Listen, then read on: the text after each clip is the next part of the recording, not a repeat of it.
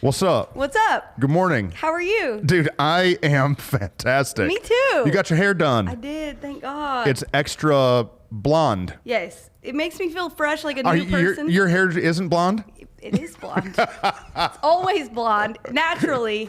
Sometimes I just have to pray longer. We had a board meeting. Oh God. We had a board meeting one time, and Whitney had just went and got her hair did, and one of the guys, he's an older guy, he's like a good old boy. Yes. And he's looking at Whitney like real like, what is going on? Yeah. And he says, Whitney, looks like you dipped your head in a bucket of purple. And then he starts laughing because something went wrong at the hair place. No, it looked toned it. They looked toned purple it, as a mug. Like she overtoned it. All I needed to do was wash it again, and it was going to be fine. Looked like Grimace. But when my lady friends, or even dude friends, who dye their hair blonde, sometimes just needs to be extra toned so it's not orange. And so for a day, it kind of looks a little purple. It's fine. There you go. This is fine. I do my own hair.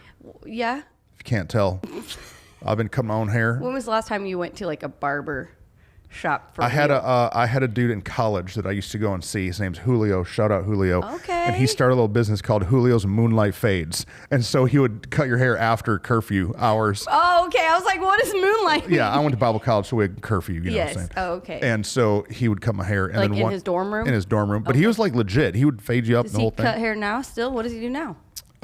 He now is part of a multi-level marketing scheme. Oh. And he regularly reaches out to me. What's up, Julio? I'm not about that life. I will not help you. And that's funny. And so and then he talked me into doing this, and this was 15 years ago. Yeah. And then now I've just been. I am also. Some people change their look a lot. Yeah. You go back and look at Truston, circa 2010. I look basically the exact same. You had the Pharaoh. I had the Pharaoh patch. Remember that? Yeah, it's kind of like a soul patch, except longer and more Egyptian. So I called it the Pharaoh. I never had the goatee. No, you never did that? No. Aaron did that in our wedding. Like our wedding marriage. Oh, maybe when I we had- got married was only goatee. Maybe like my freshman year of college, I had a goatee. Yeah. But yeah, it's just so thick. It's like I got like a woodland creature on my chin. My word. So it's the many iterations of Truston's beard, but everything else stays the same. Yeah. Not me. You can look, and it is the purple season, the super platinum season, the blondish season. There's always blonde. It's just different iterations of blonde. Oh, there is something. This is real transparent. We get real transparent here on the That's Tug of War. true. I used to have the world's largest eyebrows. Oh, yeah. Bro, I I've used to seen, have some aggressive, dominant eyebrows. And so I'm going to school, right? And these girls, they're like, Truston, you need to let us wax your eyebrows. And I'm like, no, heck no. But it's like a bunch of them. So I'm like, okay. And so I go over to the girls' dorm. And they lay me down. And like I've never, no. And so What's happening? And so they put the wax on my eyebrows. Change your life? It was the most painful thing. I've never had childbirth, but this is right there. Okay. Can you imagine ripping off your entire eyebrow? They ripped off so much of my eyebrow, but then it just didn't grow back. It didn't? No, look, I haven't had my eyebrows waxed in 15 years. Really? Yeah, and they just look like this now. Well, that's good. My hair follicles were like, we're not going through that again. We're just going to Nope, recess and stay away. I love it. Because my grandpa, He be having the unibrow. R.I.P. What's up, Grandpa? He's up in heaven. The unibrow? No, not unibrow. It's called the brow burn. It's where the eyebrow connects to the sideburn. Oh my God. And so that dude had some. I mean, he could paint a house with his eyebrows. Right. Yeah. No. Yeah. It's I true. never thought of that. That's good. Well, all right. You look good now, so good job. I'm trying. I had to get that junk. You trim them now when you trim Oh yeah, your hair? I trim them. Yeah, or they'll get long.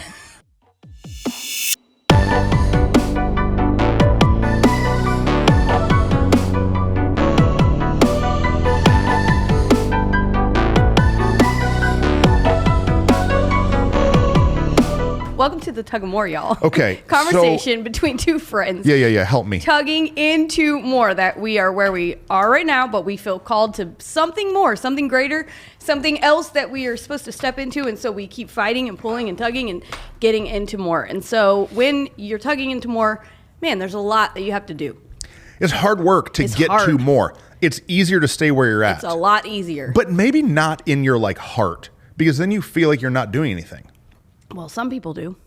Some people just like being where they've been. Yeah. That's boring. Yeah. Some dudes still go to the same bar on Friday night and talk about the same football game. Like, that's some people's life. But Yeah, that's true. I do not want to live that life. So on the podcast, we talk about this idea of that God has something great for all of us. That's right.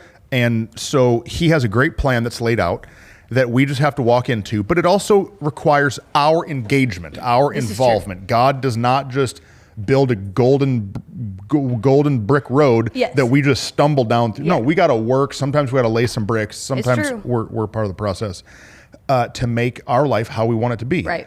And something that we talk about in leadership daily is the culture of our organization. Now, we don't mean culture like I grew up in Oklahoma and you grew up in northern, like Michigan. So you have a northern way, I have a southern way. We don't mean the culture of like culture of like ethnicity. Right. We're not talking about. We're not talking about that. We're talking about the vibe, the personality, the way you do what you do, how things are done. Yeah. So I love barbecue. Mm-hmm.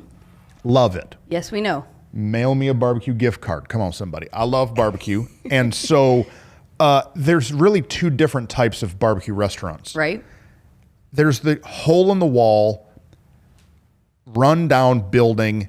You're going to walk out smelling like barbecue. Maybe there's cockroaches in the corner. And the barbecue's great. Yeah. Well, there's really three different kinds. Then there's that high-end, fancy barbecue that tastes fantastic, but their building's nice and clean. Mm-hmm. They've got like some decor that's barbecue-esque. Yes, yes. Then you have the middle-of-the-road franchise barbecue that is clean but lacks taste. Right, right. I will not name any of them. I was waiting to say other than Spring Creek and Dickey's. They're just middle of the road. They're just regular. It's food. Right. It is. I would rather have some tacos. Yeah. Those restaurants are all cooking the same meat. They're all they all got brisket and some turkey and some sausage. Right. Right. But the culture that they're establishing at the restaurant is the like feeling when you walk in. Right. You walk into a hole in the wall restaurant, there's a feeling. Yeah, there's a vibe. Smell there's an to energy. it. Right. Or you walk into a restaurant that you know you're dropping at least $25 on lunch. Right. There's a reason. Yeah. Because there's a reason there's a line wrapped around the building and down the street. Right. And ambiance. Ambiance. Or the middle of the road, there's a culture and it's good enough. Yeah. Spirit night for the school system. Like it's like that kind of place. It's like one step above fast food. Yeah. Yeah. And so we in our organizations, we are the ones that pick. Right. We pick our culture. Absolutely. You know, this past week, you celebrated 6 years of being the lead pastor. Yes, Lord. Of More Church that... Feels like 6 months and 60 years. Yes, exactly. and you and I, like, now that means 6 years of full-time working together every day, all the time. And the thing we, like you said, the thing we fight every day, the thing we've worked the hardest on, the thing I know my bracelet. You got full tambourine wrist today. It's because it got a charm on it. We're gonna get some gaff tape. We're gonna get some gaff tape and wrap up Whitney's wrists before. But the thing we've worked the most on and focused the most intentionally on and have to redirect every time is the culture of this house. Yeah. So 6 years ago, we totally made a shift and had to really work hard to say, who are we going to be? And then we've spent literally every day since then redirecting to keep it on the course of where we want it to be. Yes. Yes. So like our context of leadership is church, right? We're pastors. And so just like if you walk into a barbecue restaurant, there's a feeling, there's a culture. If you walk into a church, there's a culture. If you walk into a business, if you walk into any organization, in fact, if you walk into your home has a culture different of the culture of somebody else's home, you know? And so we as humans, we as people have the opportunity to set the culture around us and then to dictate the culture that we want to be a part of. Yeah. And so 6 years ago when we stepped into leading and being the lead. Yeah. I had been here since the beginning, since the inception. Right. As a second seat guy. But then when I stepped in, I knew that for me in my life, I wanted to reset some pieces. Yeah. And so there's a guy named Dr. Chand, Sam Chand. He's incredible. We can link him or something in the thing. Something. Actually, I got to hang out with Dr. Chand once, and I offered to drive him to the airport. Yeah. God, that's embarrassing. You know, you meet like you're like this guy's changed your life, you know? And so he's at a conference, and so I offered to drive him to the airport. I'm about to tell you what he said. It's real spiritual in a minute. But while I'm driving to the airport, I forget that I'm not going to Dallas Fort Worth International from our Where city. we are, yeah. I'm in another city. Yeah. And so where I normally go east, Yeah.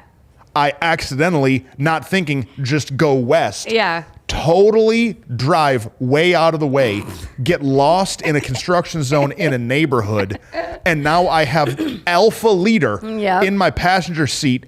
He pulls his phone out, and he's now Google Mapsing me back to the airport. You know. And so, Dr. Chand, I'm sorry. My bad. I got a little nervous. Yeah. I got stage fright with You you. got stage fright. Okay.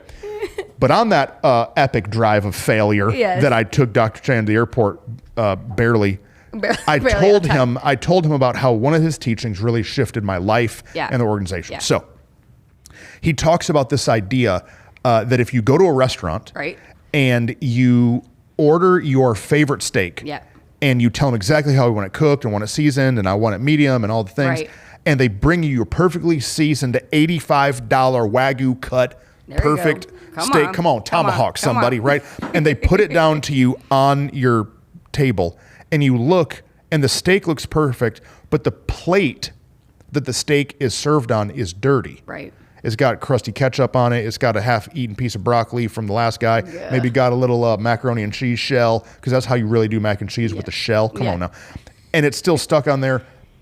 The plate's dirty. You're not going to want to eat the steak. It's true. This perfectly cooked and seasoned steak is in a toxic environment. Right. And he said, that is your culture. Yeah. The ministry of your church, the thing you produce in your business is the steak. Yeah. And your steak can be amazing. Right. But if it's served on a toxic culture, it doesn't matter how good your steak is, nobody wants to eat it. Yep. And then he said, and so sometimes you have to clean the plate. Yep. You have to set the steak aside. Right. Not eat it, not cook it. Not even stress about it right now. Grab a Brillo pad with some dish soap and start I was trying to think of the word remember Ajax? Oh yeah. My grandma had some the powder. Yeah. You got to scrub the plate. You got to clean the plate. Yeah. And so for me, that's what I did. Yeah. And so I wrote down a real clear list of what our culture was and what I didn't like. Right. And what I wanted it to be. Yeah.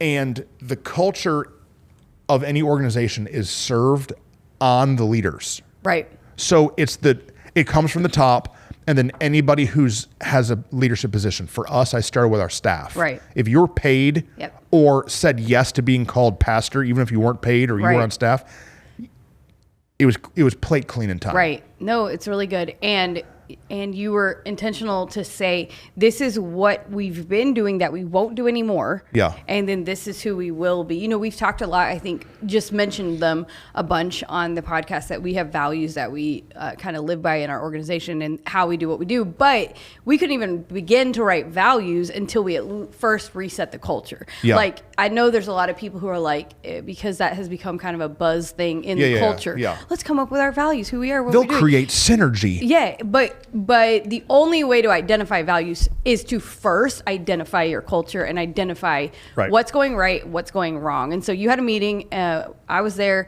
and then everybody else that was a part of that team that had said yes was there, and you sat down and said, you told the analogy, you told the story, you said, this is what I've learned from Dr. Chan, this is something we're going to implement here, and then you read the list of what we are not going to be and who we will be. And then at the very end, you said a phrase that we've now used over and over 100 times. It's really nice. It's really fun to say. It's not fun, but it's important because you had to determine the culture has to be key. Yeah. It has to be the most important thing. And so I love you. I want you a part of this team. However, you have to grow or you got to go, because the culture is going to change. Yeah. And you now, all of us as people, have a decision to make of whether we want to grow into this culture, or whether we want to go down the road and find something else to do. And so that was essentially the line in the sand for our church culture. Yep. As a leader, if you're not willing to say the sentence and stand behind it. Right.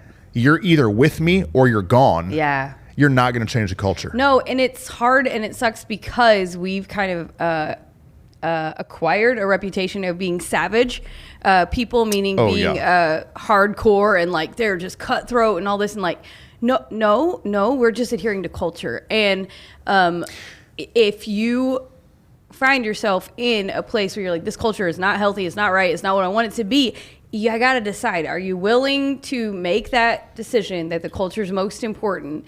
And how many times have we had to say that to ourselves, to each other? But do we really want the culture that we say that we do? Yeah. And that's the measuring stick for, it's hard, because you're right, it's not an easy sentence to say. Yeah. You can say it, but it's a hard one to back up. Adhere to, yeah. Because when you want to back culture up, it leads to conflict. 100%. The only way to keep the thing on course is for there to be correction. Yeah. And correction is conflict. Yeah. And to be able to say, this is not how we do it here. Right. I know that other barbecue restaurants are messy and don't have air conditioning, and you walk out smelling like barbecue sauce. Yeah. That's not how we do it here. Right. So clean the crap up or go work over there. Yeah. And I can hear We season our junk this way. Yeah. You go work at Dickie's and have some lame middle of the road brisket. Mm-hmm. But over here, we straight cayenne pepper in that junk. No, right. I can hear somebody saying, but I'm not good at conflict. And in getting my hair done, actually, the other day, the girl who does my hair, she's incredible. And we were talking and she said to me, she goes, you're kind of one of the people I look to for conflict conversations and scenarios. And I ask you questions all the time. Have you always been great at conflict? And I was like, no, yes, I've always been assertive and aggressive and opinionated and loud. Yes. but I've not always been good at conflict. It was a muscle I had to grow and had to learn. And it started because of this, of learning that the culture is key. And so that actually the culture becomes the bad guy, not me, not you. Yeah. But it's, I'm sorry, we have to hold to the culture that we want. Yeah. And so you might not feel like you're good at conflict. Somebody might not if they're listening, but you can grow into it. It is possible. Yeah. You are able to shift. Yeah, I mean, that's a whole other episode. No, I know. Which we can get into. But I just don't want someone to tune out because they're not good at conflict and go, it requires that, I can't listen. No. No, well, the reason people aren't good at conflict is because they want everybody to like them. Yeah, right. Real talk. No, right. The reason that you don't want to have a confrontational conversation or tell someone they're doing something wrong is because you're just so terrified that they won't like you. There's a lot of people that don't like us now. That's okay. Jesus was crucified. I'm saying like it's okay. If you're doing something that's advancing, people don't like you. No. People talking smack about Elon. Well, yeah, always. No, but why? Right. He's advancing. If he was a hermit in his house not doing jack, nobody's going to talk about him. No, nobody's talking about that. So advancement takes difficulty. And so let's keep talking about how do you determine. Have we done one on conflict? We need to. Oh, we have. But we can do more. There's always more to talk about. There's always more. Okay, let's talk about, so how do you determine or what is it that you can determine the culture isn't clean, that it isn't healthy, it needs to be cleaned? Like I said it before, that you and I have spent so many moments redirecting it because it's not just this is who we will be and this is what we won't do, and so go. No, instead you have to evaluate constantly. So how do you determine what isn't good and then how you should handle it? Like, how did you go, let me build this list? What hurts you? Yeah. What are you embarrassed of? What would you hide from someone that you really love from the outside? That's really good. No, it's really good. Like in the barbecue restaurant scenario that you keep doing, like when the health inspection comes, what are the things you would sweep under the rug and try to hope no one would notice? Like I am really transparent with my mom and dad. Right.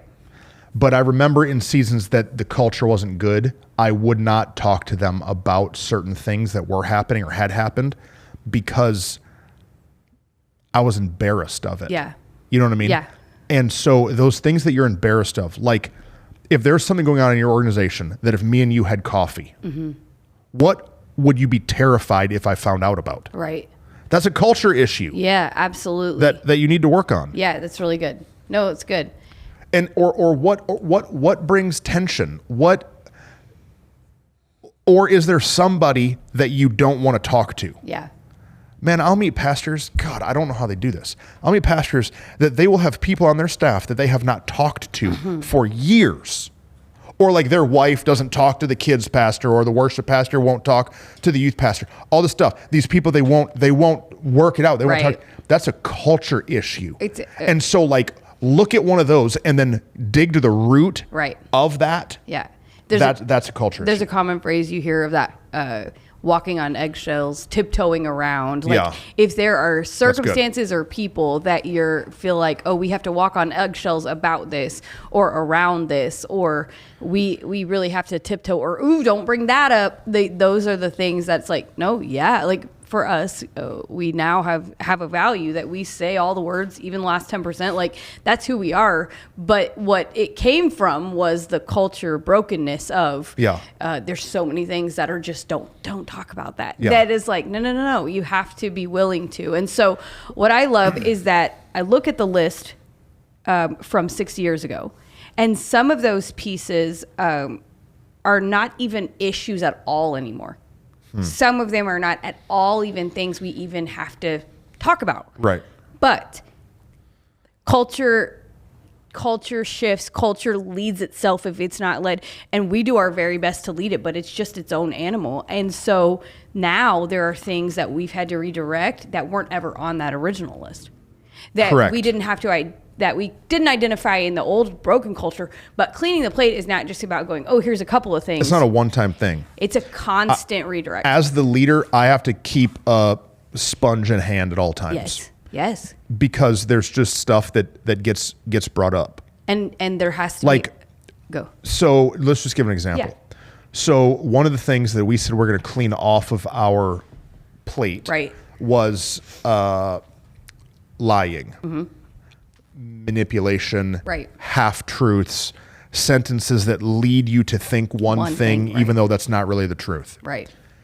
And you know what? That's human nature. Right. So like, I used to be mad at it, but then now I'm like, it's human nature, man. Yeah.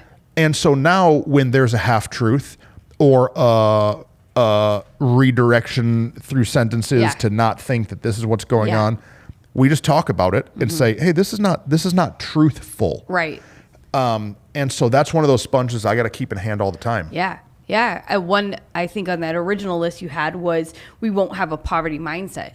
So back then we were in a different financial season. The money was not there. There was lots of bills unpaid. Now we're in a season of more and blessing and all the things. And so poverty mindset is actually not really an issue for most of our team. Instead, now it's hey, we have to be good stewards of what God's given us. So we've had to redirect and kind of adjust that one to go, we still have to clean the plate and pay attention to it. What was the result we were wanting out of that? Yeah. What, you have something to say? No, it's great. So creating a culture, there's the clean the plate, but then to also like set the expectation. Yes. So it wasn't only what we won't do. Right.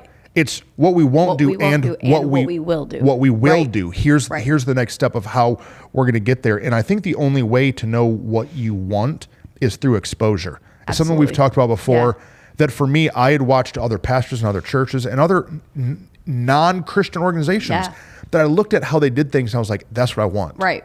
That piece of their menu, I want to steal and I want to put it into what we're doing.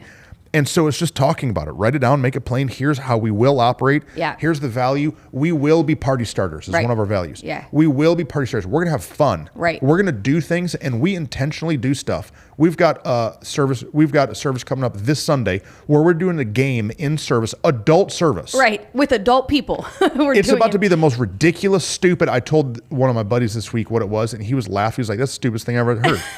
And then he says, that's why I love our church. Yeah. Right.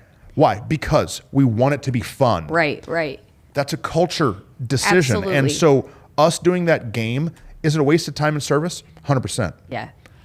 but it's not not at all. because Right. it's creating our culture. Right, because it's establishing who we are and it's speaking volumes. Because the thing about it is, the bigger you get in an organization, the harder it is to keep the original culture that you want. When we were smaller, Yeah, because staff team- Dickie's probably used to have great barbecue. Right. When they were one spot. No, it's But now true. the franchise is all watered down. No, something Bailey and Easton and I have talked about a bunch is like these coffee shops, Starbucks. Like Starbucks started in Seattle. It was a, phenomenon of coffee. But now Starbucks is what you just said. Starbucks is the same coffee over and over. It's not it's not the best coffee anymore. Starbucks is now an agenda pushing machine. It is now also this. That is also, but it is now known for instead. Yes, it's not known now for the fine coffee. It's just I can go and get every level of sugary substance with caffeine, but instead and there's unemployed people sleeping in their oh my gosh sleeping in their come back in their lobby. And so, but there's these other coffee shops that have determined this is what we'll be about. We will be about, and we'll keep it small. Like Starbucks grew so quickly that then they've, in the last several years, had to close certain franchises, whereas other ones have been like, I'm going to grow slowly and intentionally. And we've talked about that too for us as we grow. How do we maintain the same level of culture when we had a team of 4 of us to now we have a staff team? Our staff and their spouses group thread, I think, is like 34 people now. Yeah. It's huge. And so how do we establish, wait a minute, we want to keep the same culture through and through. And so our values have helped us with that. Yeah. But then, keeping a scrubber in our hand, identifying at all times, that's not our culture. That's not how we do it. It gets harder. And so what you're talking about is, okay, but who are we? Help set the tone for us. And so being party starters is a thing we say, and having fun is a piece of what we want to be. And for our staff team, one of our cultures about fun is that we will be fun, we will make fun, we will have fun, no matter where we are, no matter what we're doing. That's what we're going to be. But the game is something we've implemented in moments to show the 1,000+ people that attend our church, this is who we are. Yeah. And so you have to determine as you grow, not everyone can sit around in a circle in your house and hear the understanding of how to clean the plate. But we have to start continually, okay, let's teach our culture. Let's duplicate it. Let's replicate it. Let's show it by example. How have you found some ways that help you? Man, I think that the establishment of the culture, the leader saying this is the law, this is how we won't and how we will, and then just talking about it all the time. Yeah. Do you know how many times I've told that steak story? 1,000. 1,000. You want to know why? Because I tell it to leaders. Yep. I tell it to volunteers. You're about to tell it again this week to another group in our church that we're going to go have a meeting with. Because to me, I feel like I've said it a million times. Right. Because I have. But it's not just a one-time thing. So there's moments that you're like hardcore scrubbing the plate with high pressure, but there's other moments that you're just dripping. You're drip cleaning. And so like this is not a phrase I made up by any means, but we've heard along the way that you just have to have like culture drip. Yeah. It just drips. Good. So this Sunday, we're going to play a game. Right. And then somewhere after the game, but man, we're party starters here at Living Church. Correct. We're having a game, we're going crazy. Right. Or if I'm preaching and I say something real heavy. Yep. If I say something that's like, ooh, like that was really like sandpaper against people's life, I'll say, hey, here at More Church, we speak the truth in love. Yeah. We speak the truth. This is a part of our culture. Right. We're going to speak it. I'm doing it in love. Yeah. And so we'll just throw in Right. how we do what we do while we're doing it. No, it's really true. Good. That's where I was getting you. Yeah. Because you have to keep talking about it constantly. Yeah. It has to be something that you're constantly have on your tongue. So we found that values helped us reestablish and talk about culture. But then it is something, yes, for our staff team, it's an expectation that they know the culture, that they understand it, and that they are also keepers of the culture. Yeah. That they're also in charge of holding on to it. And when they need our help, that's when we come in and help redirect it. But if we don't, then the bigger we get, the easier it is for it to drift off course. And really quickly, you'll find Enrique is in the military, and he says the phrase about like, if you just get 1% off, in 3 months though, you're actually 30% off of the course of what you're trying to get. Yeah. No, it's really great. We just hired a brand new full-time staff guy. Yeah. Super excited about him coming on the team. Yeah. He's going to take us into some next level places. Right. And we had Amanda Enrique interview him and teach him all the values. Yeah. Yeah. Walk through all the values. Right. And there's a couple reasons. One, because if you're coming on our staff team, you have to know our staff values and our church values. Right. But how cool that they're able to teach it. Right. And I'm confident that Amanda taught it as well as I could. Right. No, it might not have the same pizzazz. Right. I talk for a living. Right. Or it might not have the same illustration. Right. Or the same. But the heart of it, the heartbeat of Absolutely. it, the importance of it is still there.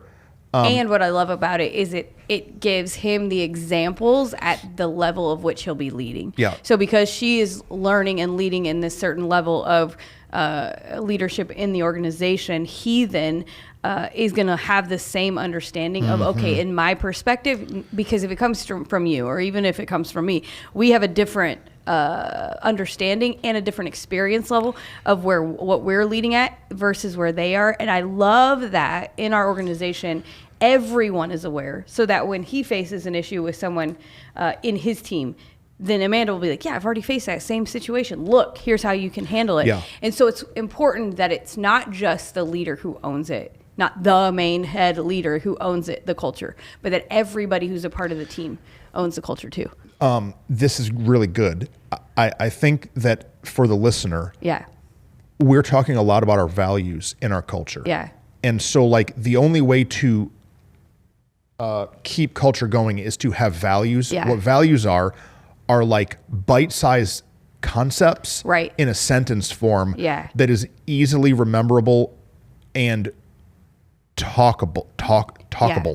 No, yeah. And so like we don't have to give all the list of all of our values, but like, okay, you decide what's the vibe of your place. Cool. Then you write out like 10 or 6 or 4 values that help bring that into alignment. Right. And then those things have to be talked. It's not just enough to say, that's not our culture. Right. You have to have Identify. guardrails Yeah. of what that is. Yeah, and I think it can feel really overwhelming at first. Like Yes. if you're stepping into it, like, wait, what? It'll take 3 years. Yes. If you don't have it, you can't for 3 years. No, right. Now, what you can do is just steal ours. But Yeah. guess what? It won't work. No, right. It won't work. No. I've seen people do it. Pastors they call, they take our values. Next thing I know, they're doing a series. They're preaching. My words are coming out of their mouth Yeah. to their church, but it's not who they are as a person. Right. No, it's true. I think that even looking as small as your home is a great way of understanding how to do it in your organization. So for my family, my kids, there are things that I have taught them that Aaron and I have it determined and established long ago that these are the values of our home. And so when their friends come over, they know that's not how we do it here. And so like if their friend tries to get them to watch a movie that they're not allowed to watch, if they try to get them to do something that they know we're going to get in trouble, Yeah. like it's that simple, but it can feel huge when you're looking at it in an Harry Potter. Yes. We have Exactly. We have a funny story about Harry exactly. Potter. It can become it can feel overwhelming, like never mind, that's too big, I can't get there. But start small. Look at it small in your own life, in your own, where have I set some values and boundaries in my life, and then go, oh yeah, I can duplicate that. That is a transferable thing. Because we have ways that this is not the way Barts do it. So that now has helped us in our life go, okay, in every area of my life, I want to do it that way. And so Yeah. what you're saying is so good, because we wanted to be more church 5 years ago, Right. right? Yeah. But we weren't more church yet. Not all the way. Yeah. We said there's more. We talked about more. Our culture needed 6 years of cleanup, establishment, And drip. drip, and depth. Yeah. Because when we changed the name, we got no pushback anywhere. Not any one person. Literally nowhere, because it's already who we were. Yeah. Because the culture had already been so, Yeah. Intentionally what's it called? Set. Marinated. marinate. Yeah. That it was. It had was already easy. soaked in to who we were. And so the same is true. Go. Sorry. I was just joking about Harry Potter. Oh, it's fine. It's a long story. It's an inside joke. Inside joke, which we don't normally do. Yeah. But So we do. And that one. So buy a broom right around town. I don't know what you want to do. Oh so, my gosh. So, no, okay. Not that. Okay. Now we're going to get I've the never other seen direction. it. I don't know. Okay. I know. I haven't read it. Okay. You asked what we do to help keep culture going. We drip it in just vernacular. Something else that we've done, and maybe we should do again soon. What? Now that we're talking about Yeah. it. We used to, every week in our staff meeting, we would have a value. Probably should. And we would teach it. Yeah. But not Like, just teach it. We would talk about discuss it. and then we would get the team to talk about it. Essentially, the team was teaching it themselves, and Yeah. I believe that's why. I mean, Yeah. Enrique can help teach it to others now. Yeah. And so it started out, I would teach it. We did a like rotation of our values, but then it turned into I would Yeah. assign somebody. Yeah. I would call and be Right. like, hey, Mick, this week Yeah. I want you to teach this Yeah. value. Yeah. And so she would, write Right, it down, and right. she would come in and Right. do a teaching on it. And so that's another way to help.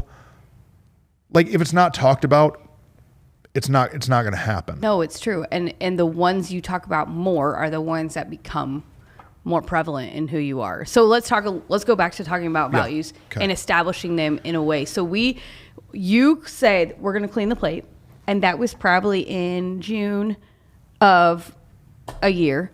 You went on a trip and Oh, yeah. and heard the idea of values. Go ahead. No, I don't want to interrupt you. Go. No, you heard the idea of values, came back, we talked about it.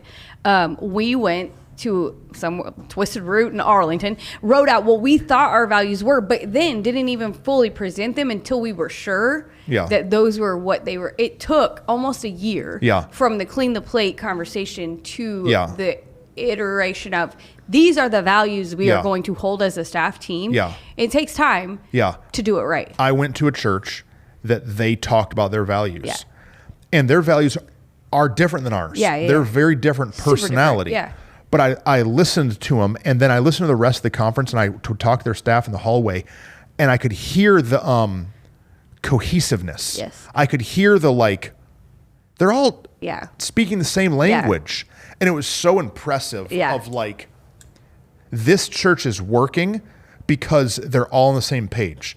Rob Ketterling wrote a book called The Speed of Unity. Yeah. And he talks about how that when you're in unity, you can go faster. Right. And that when you get everybody in unity, understanding this is how we do what we do, everybody can run. And so, we came back and I treated it like a sermon. Yeah.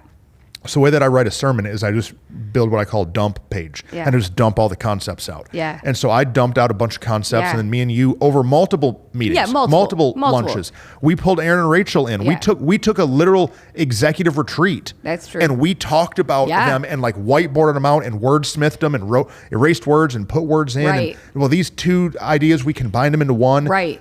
And we created our values, and we've taken, not that we've taken some off, but no, they've just shifted over They've shifted, or we've added new ones. Like we just added, not just, it's probably been over a year, probably pre-COVID, 2 years. This house is built on sons and daughters. Well, it was a change of one we previously had established, something about we will give all we are and all we have. No, we push forward for those falling behind. Yeah. That one. Because we were those falling behind us, we're going to push forward because we're intense and we push into more and this. But what we were saying in our culture was that we believe in sons and daughters. We're built. This house is built because our team is young and is people that have been built from the ground up in this house. And that just happens in moments. It just happens. We a couple Father's Days ago, we were in the lobby, me and Rachel and Lillian and Titus, and we were taking a Father's Day picture. Yeah. And God, I'm going to get emotional telling the story. And Titus was off in the lobby running around. Being 3. Yeah, being a boy. Yeah. And a guy in our church named Jimmy. Yeah. He ran up and he got in our photo, and he actually will link the picture in. I'll give you the picture. I have it in my desk drawer. Yeah. And Jimmy, he drops down on his knees and he stands next to Lillian and he says, "Take the photo." Yeah. And we all stand there and smile and took the photo. And Jimmy got a copy of that and printed it out. Right. And he gave it to me and he said, "Happy Father's Day." Yeah. Jimmy is 15 years, 10 years older than I am. Yeah. But he's a son of the house. Yeah. And so this house is built on sons and daughters is not only Little for children. 15-year-olds. No. It's for 55-year-olds Yeah. who are sons and daughters in the kingdom. Right. And so the idea, so like we're talking about our value. Then this moment happens for me where Jimmy gets in my family photo and replaces my 3-year-old. Right. And is putting himself in a position as a son. Right. And so now this like family talk Right. starts coming into the conversation. Yeah. And then it just shifts. And Yeah. which then helps us speak to all kinds of things, all kinds of areas of like, because at our church, we don't believe you have to reach a certain level of like spiritual maturity in Yeah. order to serve in some way. And so anyone can serve because they're a son and a daughter of God. Like it helps us redirect culture all the time. Yeah. If anybody has question or thoughts or no, this house is built on, and because of that, that's why we invest. That's why we pour into all these pieces. And I think, man, the values have helped it so much that it's not just you, what you said before, the speed of unity. I remember 6 years ago, 5 years ago, going to some other mentor churches and just being like, help us. Like, what do Yeah. we do? Yeah. Which is a whole nother conversation that we'll have about just asking for help. But Help me. help me, please tell us what to do. And I remember us sitting, a couple different people would let us like come sit in their staff meeting or come be a part.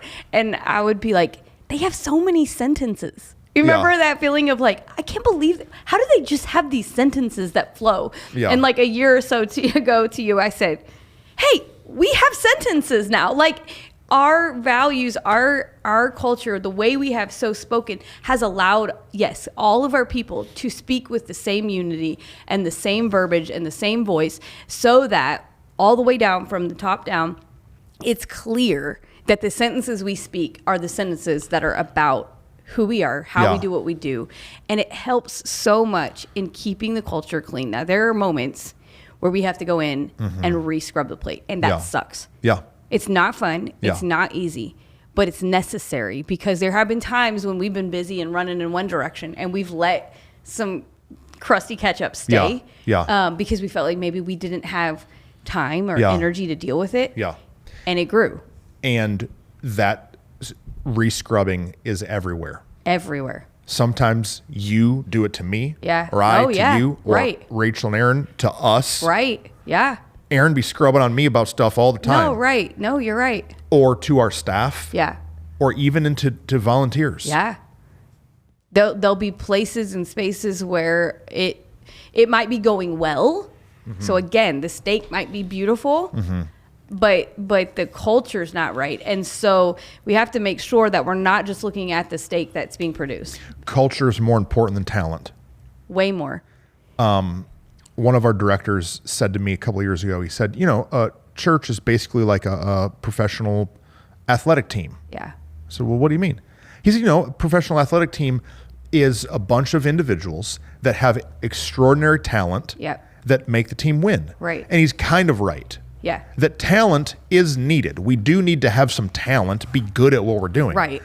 But I think that a team that has less talent per athlete, but that is in unity, can win against a group of more talented but less unified athletes. That movie, The Little Giants or whatever, it's like that. Oh yeah, Little Giants. Yeah, it's that like when that. you would really rally.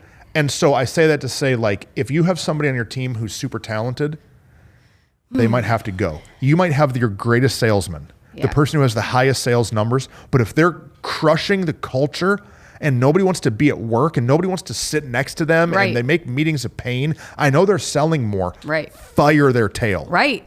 I know it sounds super counterintuitive because they're our greatest salesperson. Right. I know, but they're crushing your culture. Yeah. So have the conversation. Either you got to grow, you either get in alignment or you're out of here. Yeah. And if you don't do that, you're never going to be able to change the culture because what we allow in one will run in all.